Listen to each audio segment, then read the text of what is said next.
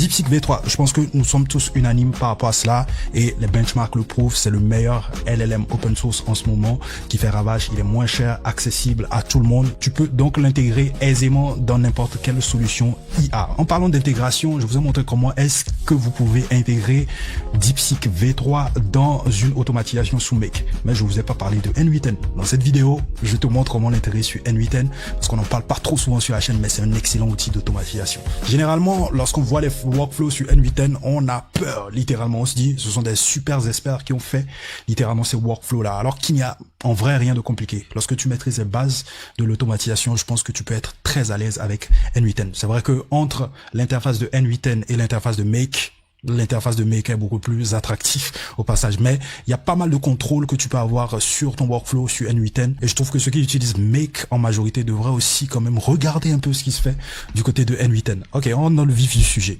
Donc voilà, pour commencer mon workflow, il faut bien évidemment un point de départ et le point de départ est déclenché généralement par ce qu'on appelle les triggers.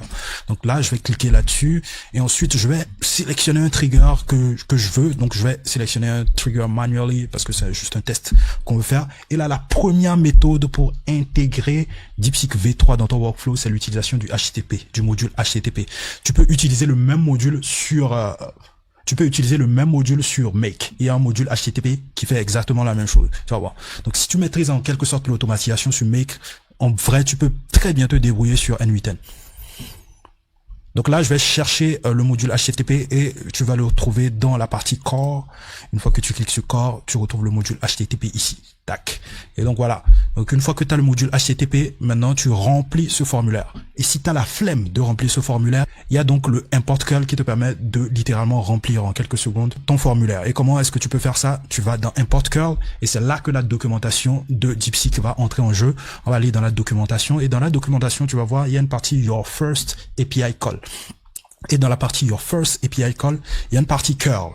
Ici, une partie Python, Node.js qui te montre des exemples d'intégration de DeepSeek. Donc là, on va sélectionner la partie curl et on va tout simplement copier donc le curl là. Voilà, on copie, pas besoin de sélectionner forcément. Ensuite, on va la coller ici et on fait import et puis tac, tout de suite, notre formulaire est rempli et on peut donc modifier certains éléments. Il y a certains éléments qu'on peut modifier. Par exemple, la clé API. Je vous ai montré comment est-ce que vous pouvez générer une clé API sous DeepSeek. Il y a une partie DeepSeek Platform qui te permet de générer une clé API. Donc là, tu viens dans la partie clé API ici. Et ensuite, tu peux générer ta propre clé API. Un peu comme sur le playground de OpenAI. Et donc, pour vos clés API ici, vu que lorsque vous générez vos clés API, vous n'avez le droit que de le copier une seule fois. N'hésitez pas à copier vos clés API dans un KeePass. Un KeePass, en quelque sorte, c'est un logiciel qui vous sert en quelque sorte de coffre-fort pour sauvegarder des mots de passe ou des, voilà, credentials assez sensibles pour vous connecter à une plateforme, par exemple. Donc, tu peux, donc, littéralement sauvegarder tes clés API sur KeePass. Donc, une fois que j'ai copié ma clé API, le tour est joué. Ce que je vais faire par la suite, c'est venir peut-être modifier le prompt ici. On n'a pas besoin du hello. En vrai, ici, on va poser une vraie question. On dit capitale de la France. Voilà, pour tester.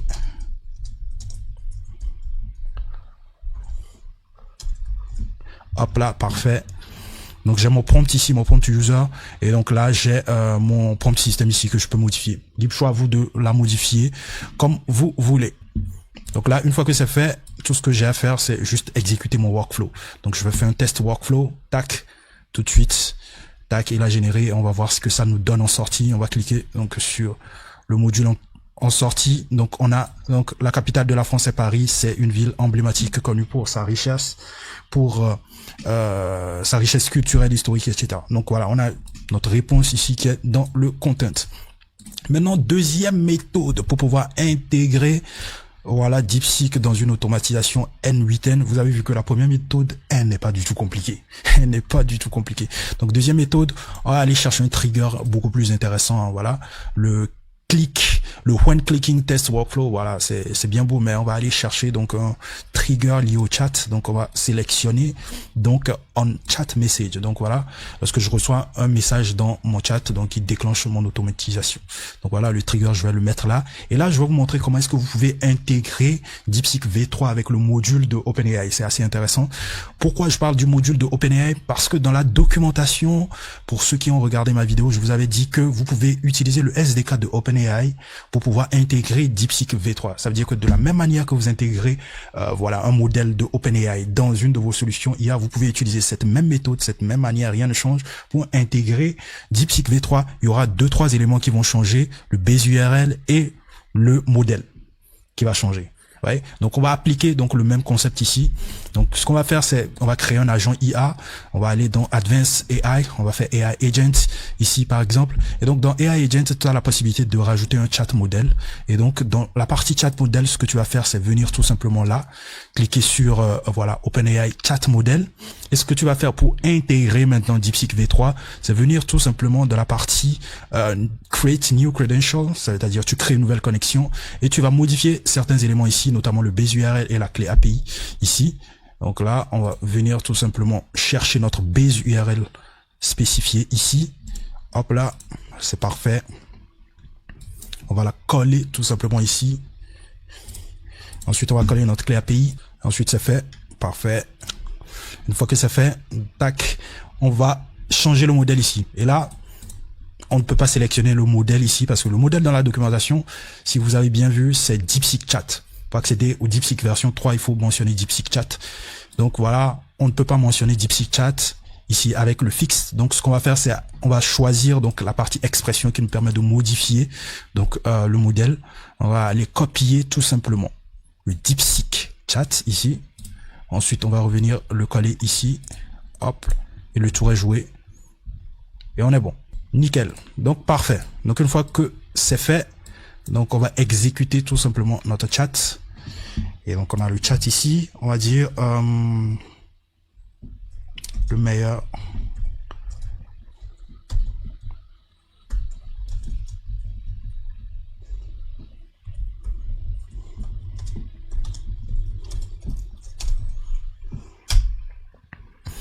Donc là, je lui demande le meilleur langage de programmation au monde et il y a mon workflow qui s'est déclenché. Tac, il y a l'agent qui utilise le modèle ici. Donc on va attendre.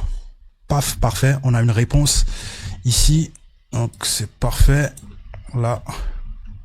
Donc voilà le output. Le meilleur langage de programmation dépend fortement du contexte dans lequel il est utilisé. Donc il nous parle de Python, JavaScript, Java, C++. Donc il nous fait un top 10 en quelque sorte des meilleurs langages de programmation au monde. Hyper, super intéressant. Donc la deuxième méthode, elle est tout aussi simple que la première. Donc à vous de choisir celle que vous préférez. Et il y a aussi une troisième méthode. Cette méthode consiste à passer par OpenRouter, comme je voulais montrer la fois passée. Donc voilà, on est sur OpenRouter. Donc meilleur catalogue de LLM sur le marché en ce moment. Donc pour OpenRouter, c'est pareil. Vous devez récupérer votre clé API que vous pouvez générer ici, bien évidemment. Ensuite, ce qui va nous intéresser, donc c'est au niveau de la documentation. Donc lorsque vous voyez dans une documentation que vous pouvez intégrer un modèle de langage avec le SDK de OpenAI, ça veut dire que vous pouvez utiliser le module de OpenAI donc dans votre workflow, dans votre automatisation pour pouvoir intégrer le modèle en question. Donc c'est aussi simple. Et donc là, vous allez remarquer que le SDK de OpenAI est utilisé pour intégrer donc les différents modèles de langage présents sur OpenRouter.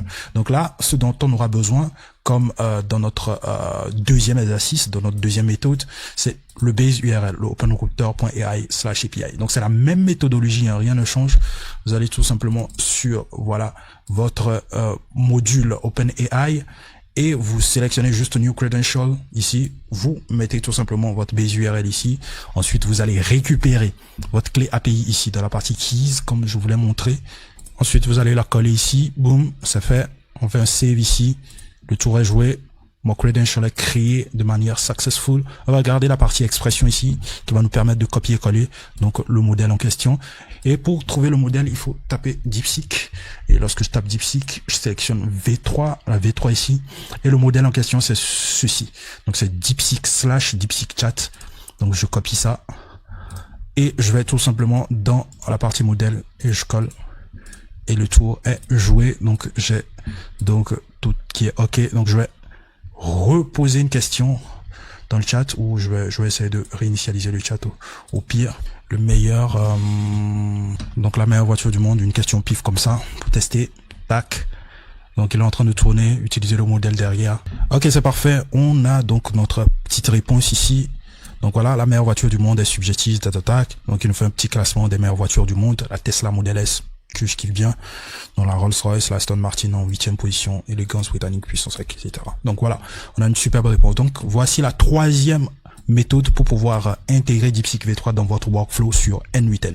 Et si vous avez envie que je vous fasse une petite masterclass sur les bases de N8N ou qu'est-ce qu'il faut connaître réellement pour pouvoir commencer par automatiser sur N8N, n'hésitez pas à me le dire en commentaire, c'est avec plaisir que je vais faire donc la masterclass sur N8N. Je trouve qu'on n'en parle pas assez, mais c'est un excellent outil d'automatisation au passage. Dites-moi ce que vous en pensez en commentaire et toutes les ressources que j'ai mentionnées dans cette vidéo, documentation, voilà, workflow, le workflow que j'ai créé ici, le blueprint sera disponible dans la communauté IA. N'hésite pas à rejoindre la communauté IA, c'est complètement gratuit. C'était Mr. O, puis je vous retrouve tout simplement à la prochaine.